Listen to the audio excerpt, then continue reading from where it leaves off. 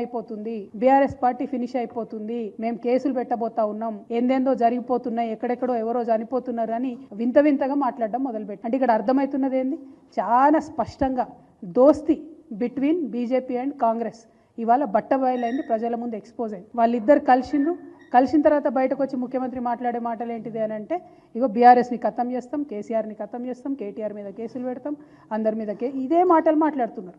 లేనిపోని విషయాలు ఎక్కడెక్కడియో తీసుకొచ్చి మాకు అంట పెడతా ఉన్నారు. ఈ రాష్ట్రంలో బీజేపీ వాళ్ళే ఈ కాంగ్రెస్ ప్రభుత్వాన్ని దగ్గరుండి కాపాడుతున్నారు. మేము ఏదైనా తీవ్రమైనటువంటి విమర్శ తేవడమో, ప్రజల ముందుకు ఒక వాస్తవాన్ని బయట పెట్టడం చేయగానే ఎవరు వచ్చి మమ్మల్ని క్రిటిసైజ్ చేస్తారు? ఫస్ట్ రఘునందన్ రావు గారు, బండి సంజయ్ గారు వచ్చి మమ్మల్ని తిడుతుంటారు. అంటే వాళ్ళని ఏదో తిట్టినట్టుగా ముఖ్యమంత్రి గారిని డిఫెండ్ చేసుకుంటా. Partnership is between BJP and Congress brother. అది ఎస్టాబ్లిష్డ్ ఫ్యాక్ట్ ఈ రాష్ట్రంలో. దేశం మొత్తం లేని జరిగినా కూడా ఇక్కడ మాత్రం వాళ్ళిద్దరు కలిసే ఉంటారు. ఇక్కడ మాత్రం అన్ని వాళ్ళు అనుకునే పనులు చేస్తారు, అనుకునే విమర్శలు చేస్తారు. ఎప్పుడు ఎవరు పాత్రను ప్రవేశపెట్టాలనో వారికి తెలుసు, అట్లా ప్రవేశపెట్టుకుంటూ చేస్తున్నారు.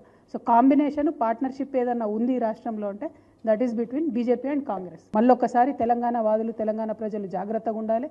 బీజేపీ కాంగ్రెస్ కలిసి బీఆర్ఎస్ మీద కుట్ర చేసి తెలంగాణ హక్కులను కాపాడేటటువంటి ఏకైక పార్టీ మీద దాడి చేసే ప్రయత్నం చేస్తున్నారనే విషయాన్ని మీకు తెలియజేస్తా ఉన్నాను. కవిత గారు, ముఖ్యమంత్రి రేవంత్ రెడ్డి గారు, ప్రధానమంత్రి గారు ఏం మాట్లాడిండ్రో ఆడ మూడో వ్యక్తి అయితే లేరు.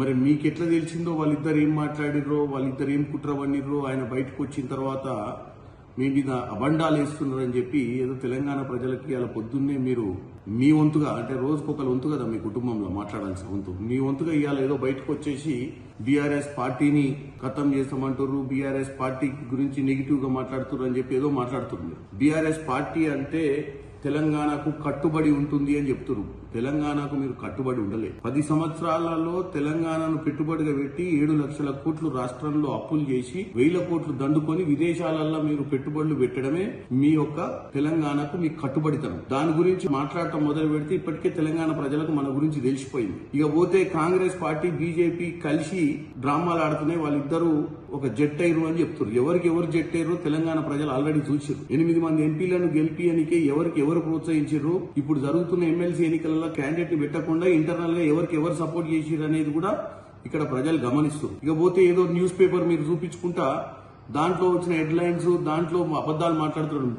దీనివల్ల తెలంగాణ ప్రజల్ని ఏం చేద్దాం అనుకుంటారు? తెలంగాణ ప్రజల్ని ఏం చేస్తలేదు. తెలంగాణ ప్రజల్ని చైతన్యవంతులు చేయడానికే ఈ రోజు ముఖ్యమంత్రి గారు పర్సనల్ గా చిట్ చాట్ లో చెప్పిన అంశాలు. మీరు ప్రతిదానికి ఎక్కడో ఏం జరిగినా చీమ చిట్టుక్కుమన్న మాట్లాడేటోళ్ళు మీకు అత్యంత సన్నిహితుడు.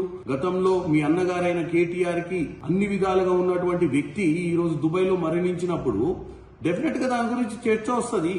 ఒక మనిషికి దగ్గరగా వ్యవహారాలు నడిపి, ఒక మనిషికి దగ్గరగా పెట్టుబడులు చూసుకుని, ఒక మనిషికి దగ్గరగా ఆ రోజు ఉన్నటువంటి హైలైఫ్ పబ్బు లాంటి మేజర్ కార్యక్రమాలను హైదరాబాద్ లో నడిపినటువంటి వ్యక్తి అత్యంత సన్నిహితుడు. అందరికీ తెలుసు తెలంగాణ ప్రజలకు ఆయన అత్యంత సన్నిహితుడు అని. మీకు అటువంటి వ్యక్తి ఈ రోజు దుబాయ్ లో చచ్చిపోయినప్పుడు దాని గురించి డెఫినెట్ గా ఎంక్వైరీ కావాలని, ఎంక్వైరీ ఇస్తే బాగుంటుందని, వాస్తవాలు తెలవాలని తెలంగాణ ప్రజలకు చెప్తే దానికి తెలంగాణ ప్రజలకు ప్రయోజనాల గురించి మాట్లాడేది ఏంది? ఇవాళ మీరు ముఖ్యంగా ఈ రాష్ట్రాన్ని అప్పులపాలు చేయడమే కాదు, ఇవాళ మీరు ఢిల్లీలో పోయి ఢిల్లీలో కూడా బిజినెస్ చేయాలని ఒక పిచ్చి ఆలోచిస్తే అక్కడ కూడా ప్రభుత్వాన్ని మీరు కూలగొట్టే ప్రయత్నం మీ వల్లనే జరిగింది. ఈ రోజు నేను ఒకటే చెప్తున్నా, తెలంగాణ ప్రజల ముందు మనంతల మనము గత 10 సంవత్సరాల్లో ఏం చేసినామో తెలంగాణ ప్రజలు చూసిరు. ఈ రోజు మనం వచ్చి మళ్ళీ తెలంగాణ ప్రజలకు అదే పిట్టకథలు, అదే ఉద్యమ సమయంలో చెప్పినటువంటి చిల్లర బల్లర మాటలు, మాకు అసలు అధికారమే వద్దని చెప్పి, ఎవరో దళితుని ముఖ్యమంత్రి చేస్తామని చెప్పి, దళితులకు 3 ఎకరాల భూమి ఇస్తామని చెప్పి అయిపోయింది ఆ వర్షన్. మళ్ళా వచ్చి ఇప్పుడు తెలంగాణ ప్రయోజనం, తెలంగాణనే మా జీవితము, తెలంగాణనే మా జీవితానికి తెలంగాణ కోసమే బతుకుతాము, తెలంగాణపై మాకు ఉన్నటువంటి పట్టుదల, ఇవన్నీ విషయాలు ఇప్పుడు మాట్లాడాల్సిన అవసరం లేదు. మన గురించి ఆలోచించి తెలంగాణ ప్రజలు చూసిర్రు. కాబట్టి కవిత గారు ఇప్పుడు ఏది మాట్లాడినా, ఏది చేసినా మీ గురించి, మీ భాగవతం గురించి ప్రజలకు తెలిసిపోయింది. Subscribe us and press the bell icon for more interesting updates.